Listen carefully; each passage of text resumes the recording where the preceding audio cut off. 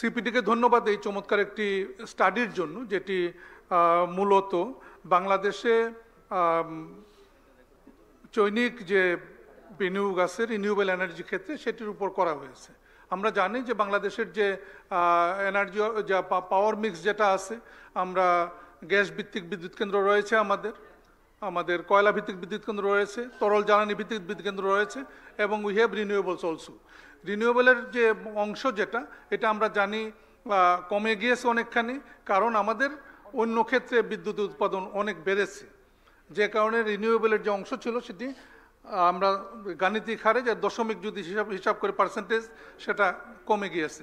আমাদের যে energy power sector master plan ছিল, সেখানে আমাদের যে উচ্চ হারে যে লক্ষ্যমাত্রা নির্ধারণ করা হয়েছিল, যেটা কিছুটা আনএচিভেবল ছিল, সেটি নতুন এনার্জি রিনিউয়েবল এনার্জি পলিসি 2025-এ এটি পুনর্নির্ধারণ করা হয়েছে। সো 2030 সালের মধ্যে 20% রিনিউয়েবল এনার্জি থেকে অর্জন, এটা হয়তো চেষ্টা করা যেতে পারে, এবং চেষ্টা করলে এটা অর্জন সম্ভব হতে পারে। কিন্তু সম্ভব হবে তখনই যখন এক্ষেত্রে আমরা বাধাগুলি দূর করতে পারবো। যে বাধাগুলি এই স্টাডিতে এসেছে এবং যে পরামর্শগুলি এসেছে, সেগুলি সরকার গুরুত্বের সঙ্গে বিবেচনা করবে বলে আমি বিশ্বাস করি। এখানে একটি বিষয় গুরুত্বের সঙ্গে উল্লেখ করেছেন সিপিডি রিপোর্টে এবং যারা অংশগ্রহণকারী, বিশেষ করে এই অন্তর্বর্তী সরকার যে এলওআইগুলি বাতিল করেছে, তারা প্রস্তাব করেছেন এগুলি রিভিউ করার জন্য। এর মধ্যে যুক্তি রয়েছে এবং এখানে উল্লেখ করা হয়েছে যে ইতিমধ্যে এই ইনভেস্টররা অনেকে $300 মিলিয়ন মতো ইনভেস্ট করেছেন।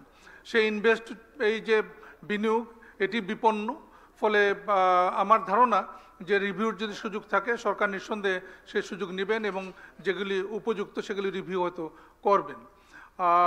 আমি বিশ্বাস করি সিপিডি এই ধরনের গবেষণার মাধ্যমে জ্বালানি ক্ষেত্রে গুরুত্বপূর্ণ অবদান রাখতে সমর্থ হবে। ভবিষ্যতে বিশেষ করে আমি পাওয়ার মিক্সের কথা উল্লেখ করেছি, আমরা জানি যে আমাদের যে চাহিদা তার তুলনায় আমাদের ইনস্টল ক্যাপাসিটি অনেক বেশি।